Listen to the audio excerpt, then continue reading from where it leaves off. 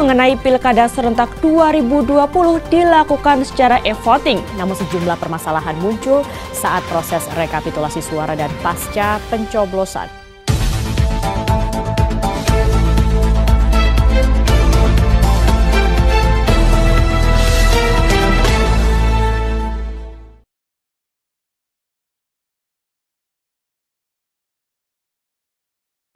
Lex semper dabit remedium, hukum selalu memberi obat.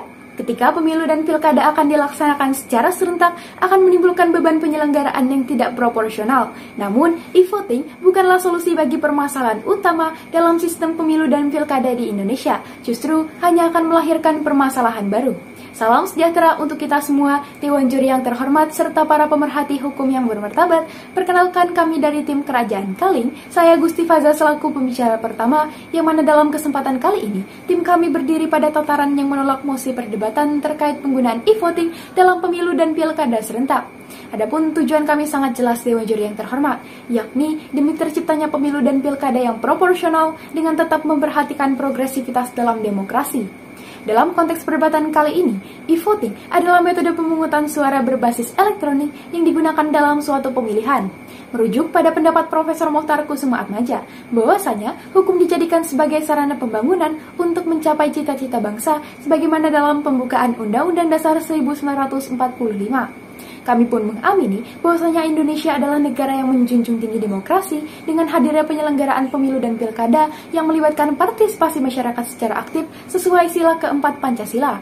Hadirnya wacana penerapan e-voting dalam pemilu dan pilkada serentak tentunya menuai berbagai perdebatan terkait sistem dan mekanisme e-voting yang justru tidak dapat menjamin hak asasi manusia terkait kerahasiaan dan keamanan data pemilih sebagaimana yang dijamin dalam pasal 28J ayat 1 Undang-Undang Dasar 1945. Dewan Juri yang terhormat, sesungguhnya e-voting tidak memiliki urgensi yang begitu jelas untuk segera diterapkan selain sebatas pada faktor efisiensi semata. Sejalan dengan pendapat Profesor Mahfud MD dalam bukunya yang berjudul Politik Hukum Indonesia, bahwasanya hakikat hukum yang proporsional adalah berupa pembangunan hukum yang berintikan pembuatan dan pembaharuan terhadap materi-materi hukum agar sesuai dengan kebutuhan. Sungguh menjadi sebuah ironi, manakala seharusnya kita melakukan perbaikan terhadap permasalahan yang lebih krusial, justru kita mencari metode baru yakni e-voting yang tidak seberapa berpengaruh terhadap perbaikan kualitas pemilihan yang ingin dicapai. Untuk itu, urgensi kami menolak mosi perdebatan kali ini sebab sesungguhnya permasalahan utama bukan pada tahap pemungutan suara, melainkan pada tahap rekapitulasi suara berjenjang yang memakan waktu cukup lama dan minimnya ruang pengawasan partisipatif publik sehingga membuka ruang potensi bagi terjadinya kecurangan dan ketidakakurasian hasil suara. Untuk itu, diperlukan perbaikan terhadap sistem e-rekapitulasi untuk menunjang terjadinya percepatan proses rekapitulasi suara dan menekan terjadinya manipulasi suara. Oleh karena itu, Dewan Juri yang terhormat, kami dengan mantap dan bangga menyatakan bahwa kami tetap menolak mosi perdebatan kali ini. Adapun argumentasi terkait penggunaan e-voting yang justru dapat mereduksi kualitas demokrasi di Indonesia akan disampaikan oleh pembicara kedua, dielaborasi dengan solusi yang solutif terkait mekanisme e-rekapitulasi oleh pembicara ketiga kami. Sekian dan terima kasih. Francis Fukuyama dalam Trust the Social Virtues and the Equation of Prosperity mendefinisikan trust sebagai harapan terhadap keteraturan, kejujuran, dan kerjasama dalam masyarakat. Penerapan e-voting yang justru menimbulkan permasalahan baru tentunya dapat merusak kepercayaan masyarakat terkait penyelenggaraan pilkada dan pemilu serentak. Dewan Juri yang terhormat dan para pemerhati hukum yang bermartabat, perkenalkan saya Gatot Isnawan Jati sebagai pembicara kedua yang mana dalam hal ini akan menegaskan dan menjelaskan kembali argumentasi yang telah disampaikan oleh pembicara satu kami. Dasar kami menolak penerapan e-voting dalam pilkada dan pemilu serentak adalah bahwasanya penerapan sistem tersebut justru dapat merusak kualitas demokrasi karena adanya potensi kegagalan sistem dan juga rusaknya kepercayaan masyarakat. Sebelum kita membahas jauh lebih dalam terkait penerapan e-voting di Indonesia, maka hendaknya kita melihat bagaimanakah kondisi sosiopolitik yang ada di Indonesia saat ini. Berdasarkan data Badan Pusat Statistik, menunjukkan skala pembangunan teknologi informasi dan komunikasi di Indonesia masih berada pada angka 5,32 dari skala 1 hingga 10. Apabila e-voting diterapkan di Indonesia yang mengharuskan adanya pembangunan teknologi yang komprehensif dari Sabang hingga Merauke, tentunya jauh dari kata mudah untuk dilaksanakan. Selain itu, yang perlu diperhatikan oleh pemerintah, Penggunaan e-voting dalam pilkada dan pemilu serentak tidak bisa hanya berlandaskan pada penyediaan teknologi atau sistemnya saja, namun juga terkait bagaimanakah jaminan keamanan saat e-voting itu diterapkan. Padahal berdasarkan data Badan Cyber dan Sandi Negara menunjukkan pada tahun 2020 Indonesia menerima 189,9 juta serangan cyber. Hal itu adalah ancaman yang besar bagi penerapan e-voting dalam pilkada dan pemilu serentak yang dapat berimplikasi pada kepercayaan masyarakat. Dengan ketidaksiapan sosiopolitik yang ada di Indonesia, maka perbaikan dan pembangunan sistem pilkada dan pemilu serentak harus disesuaikan dengan permasalahan dan kondisi saat ini. Hal tersebut diamini oleh Imam Syaukani dalam dasar-dasar politik hukum, di mana politik hukum yang dimaksud dalam konteks perdebatan kali ini adalah sistem pilkada dan pemilu serentak yang disesuaikan dengan aspek-aspek kultural, kondisi dan situasi, serta nilai-nilai yang berkembang di masyarakat. Dengan ketidaksiapan sosiopolitik yang ada di Indonesia, dapat diartikan pula tidak terpenuhinya syarat kumulatif dalam putusan Mahkamah Konstitusi nomor 147 tahun 2009 yang mengharuskan adanya kesiapan daerah terkait teknologi, pembiayaan, perangkat lunak, sumber daya manusia, dan masyarakat daerah yang bersangkutan. Dewan Juri yang terhormat, kita pun perlu melihat bagaimanakah pentingnya menjaga kepercayaan masyarakat dalam negara demokrasi. Profesor Dr. Toko Santoso, Guru Besar Fakultas Hukum Universitas Indonesia menyatakan, kepercayaan masyarakat terkait penyelenggaraan pemilu hendaknya dijaga oleh seluruh pemangku kepentingan dengan menciptakan pemilu yang jujur, adil dan bebas sesuai dengan amanah Undang-Undang Pemilu. Pergantian sistem pilkada dan pemilu serentak dari konvensional menjadi e-voting justru dapat merusak kepercayaan masyarakat yang selama ini telah terbangun. Dewan Juri yang terhormat, apabila e-voting diterapkan dalam pilkada dan pemilu serentak yang mengharuskan adanya perubahan sistem yang masif, disertai ketidaksiapan sosiopolitik di Indonesia, serta adanya ancaman yang besar, justru akan membuat pemerintah bersama penyelenggara pilkada dan pemilu harus mengulang dari awal untuk membangun kepercayaan masyarakat terkait penggunaan sistem yang baru. Dewan Juri yang terhormat, kita pun perlu melihat bagaimanakah negara-negara lain menerapkan sistem e-voting. Seperti di negara Belanda, di mana Leon Tinluber dalam penelitiannya menunjukkan adanya ketidakpercayaan masyarakat Belanda pasca penerapan e-voting. Dan di negara Amerika Serikat, di mana Andrew Rila dan Paul Brown dalam Bringing Confidence to Electronic Voting menyatakan, terdapat kegagalan sistem seperti hilangnya 4 hingga 6 juta suara dalam pemilihan presiden pada tahun 2000 secara e-voting. Oleh karena itu, Dewan Juri yang terhormat, penggunaan e-voting justru menimbulkan permasalahan baru dan menurunnya kualitas demokrasi. Apabila hal tersebut diterapkan dalam pilkada dan pemilu serentak, justru dapat mencederai pasal 4 Undang-Undang Nomor 7 Tahun 2017 tentang tujuan pengaturan pemilu. Dewan Juri yang terhormat, permasalahan dalam pilkada dan pemilu serentak di Indonesia justru berada pada tahap rekapitulasi, bukan pada tahap pencoblosan, sehingga yang perlu diperbaiki adalah sistem rekapitulasinya.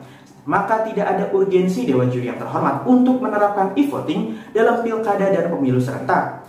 Perbaikan dan pemaksimalan sistem rekapitulasi akan dijelaskan oleh pembicara 3 kami, sehingga hingga titik perdebatan kali ini, kami tetap dengan tegas dan bangga menolak penerapan e-voting dalam pilkada dan pemilu serentak. Sekian dan terima kasih.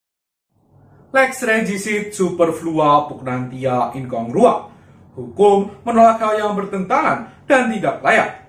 Dalam konteks perdebatan kali ini, penerapan e-voting dalam pemilu dan pilkada serentak di Indonesia sejatinya memberikan suatu kerugian yang jauh lebih besar daripada keuntungan yang didapatkan. Karena melihat dari kondisi masyarakat dan juga KPPS yang masih belum memadai. Dewan Juri yang terhormat, Sivitas Akademika yang bermartabat. Perkenalkanlah, saya Alvin Devote Azaria Ardana selaku pembicara ketiga dari tim kontra yang mana dalam konteks perdebatan kali ini akan menyampaikan argumentasi utama serta mekanisme dan solusi yang solutif mengenai mosi perdebatan kali ini. Yang mana Dewan Juri yang terhormat, argumentasi utama kami ialah mengenai penerapan e-voting bukan merupakan suatu jawaban atas permasalahan yang ada di Indonesia saat ini, malah justru menimbulkan suatu persoalan baru atas pemilihan serentak yang akan dilakukan di Indonesia. Kami pun melandaskan argumentasi kami sesuai dengan apa yang diungkapkan oleh Sajib Toro Harjo mengenai hukum progresif yang menyatakan bahwasannya hukum akan memiliki nilai dan juga makna ketika hukum mengabdi pada kepentingan manusia. Jika kita artikan bersama Dewan Juri yang terhormat, Hukum akan bertumbuh dan juga berkembang sesuai dengan kepentingan manusia yang nantinya akan bermanfaat bagi masyarakat secara menyeluruh. Dalam konteks perdebatan kali ini, penerapan e-voting bukanlah suatu jalan keluar yang ada, malah justru tidak memiliki urgensitas utama untuk diterapkan di Indonesia saat ini. Mengapa demikian? Karena sejatinya permasalahan yang selama ini lahir ialah pada tahap rekapitulasi berjenjang. Hal ini diperkuat oleh pendapat Evi Novida Ginting, selaku komisioner KPU yang menyatakan bahwasannya jatuhnya korban jiwa serta kesalahan input pada C1 pada pemilu 2019 berada pada tahap rekapitulasi berjenjang. Maka sejatinya perubahan yang diharapkan oleh masyarakat dan juga KPU ialah mengenai perubahan sistematika dan mekanisme mengenai rekapitulasi berjenjang. Hal ini juga senada dengan apa yang diungkapkan oleh Koirunisa Agustiati, selaku Deputi Program Perkumpulan untuk Pemilu dan Demokrasi yang menyatakan bahwasannya selama inilah yang rekapitulasilah yang dibutuhkan masyarakat untuk diubah. Bukan lantas menghadirkan suatu mekanisme dan solusi yang solutif yang tidak mendasar. Karena pada realitanya pula Dewan Juri Alternatif pemilihan secara konvensional malah justru mendapatkan partisipasi masyarakat yang meningkat cukup signifikan. Malah jika diterapkan e-voting di Indonesia, Dewan Juri Alternatif, kekhawatiran utama kami mengenai kompleksitas e-voting yang sangat luar biasa, serta kerentanan sistem yang masih belum dapat dijamin akan menjadi suatu problematika yang tidak dapat dijawab secara mudahnya. Hal ini diperkuat oleh pendapat Afri Madonna, selaku peneliti senior Populi Center yang menyatakan bagaimanapun sistem komputer dibentuk dan juga dibangun, maka kemungkinan ada peretasan di dalamnya semakin besar pula. Jika Indonesia tidak siap menghadapi e-voting yang sebegitu kompleksnya Dewan Juri yang terhormat, maka nantinya sistem e-voting akan menjadi ajang perlombaan para peretas di dunia. Padahal ketika hal ini terjadi Dewan Juri yang terhormat, legitimasi masyarakat terhadap pemilu akan turun dan juga partisipasi masyarakat juga akan turun. Padahal pula Dewan Juri yang terhormat, ketika kita melihat pada partisipasi publik saat ini, menurut lembaga survei indikator politik menyatakan bahwasannya 83,90% masyarakat Indonesia ikut serta pada pemilu serentak pada tahun 2019. Hal inilah yang seharusnya dipertahankan oleh KPU dan badan penyelenggara pemilu lainnya untuk dijadikan acuan bahwasannya jika kita menerapkan suatu sistem yang salah, maka akan menurunkan partisipasi publik secara menyeluruh. Hal ini senada dengan apa yang diungkapkan oleh Prof. Teguh Prasetyo, selaku Dewan Kehormatan penyelenggara pemilu yang menyatakan bahwasannya partisipasi publik ini harusnya dijaga, bukan atas dijadikan suatu acuan untuk menyelenggarakan suatu mekanisme yang tidak solutif. Maka kami pun hadir dengan mekanisme dan solusi yang lebih solutif. Yang pertama, era perubahan mengenai rekapitulasi yang ada, karena sejatinya selama ini rekapitulasi hanyalah dijadikan sebagai transparansi saja, bukan dijadikan prinsip efisien dan juga efektivitas sesuai dengan Undang-Undang Nomor 7 Tahun 2017 Pasal 4 huruf E. Padahal jika nantinya rekapitulasi diberikan marwah ini Dewan Juri yang terhormat, maka nantinya hasil dari rekapitulasi dapat dijadikan acuan utama pemerintah untuk menetapkan calon terpilih pemilu dan pilkada serentak di Indonesia dengan mudahnya. Yang kedua, kami pun mengajukan proposal baru berupa e-verifikasi guna adanya pendeteksi daftar pemilih ganda dan juga surat undangan palsu demi terciptanya akuntabilitas dan asas prinsip berkeadilan. Serta yang terakhir Dewan Juri yang terhormat, kami pun mengajukan proposal juga yakni pengoptimalan mengenai organisasi masyarakat dan juga media massa untuk mengawal pemilu agar nantinya dapat berkeadilan secara menyeluruh. Dengan argumentasi yang telah kami sampaikan, serta mekanisme dan lebih solutif yang telah kami paparkan, tujuan utama kami yakni terciptanya pemilu dan pilkada serentak yang proporsional akan tercapai dengan mudahnya. Sekian dan terima kasih. Dewan Juri yang terhormat, izinkan kami menarik kesimpulan dari argumentasi yang sedari tadi telah kami sampaikan. Sesungguhnya, diterapkannya e-voting dalam pemilu dan pilkada serentak yang akan datang bukanlah solusi yang tepat, sebab permasalahan utama dalam sistem pemilu dan pilkada di Indonesia justru terletak pada tahap rekapitulasi suara, bukan pada tahap pemungutan suara. Oleh sebab itu, sesungguhnya e-voting tidak memiliki urgensi yang begitu jelas untuk segera diterapkan Dewan Juri yang terhormat. Adapun apabila e-voting diterapkan yang mengharuskan terjadinya perubahan sistem secara masif dan harus menyiapkan begitu banyak faktor, terutama terkait keamanan dan kesiapan sosiopolitik di Indonesia, justru akan membuat pemerintah dan KPU harus bekerja keras sedari awal untuk membangun kepercayaan publik terkait penggunaan sistem yang baru. Dalam penerapan e-voting tidak hanya sekedar bermodal penyediaan teknologi semata, namun juga terkait bagaimana penjaminan terhadap keamanan dan kerahasiaan dari sistem e-voting itu sendiri, yang mana telah diamanatkan dalam pasal 28J ayat 1 Undang-Undang Dasar 1945.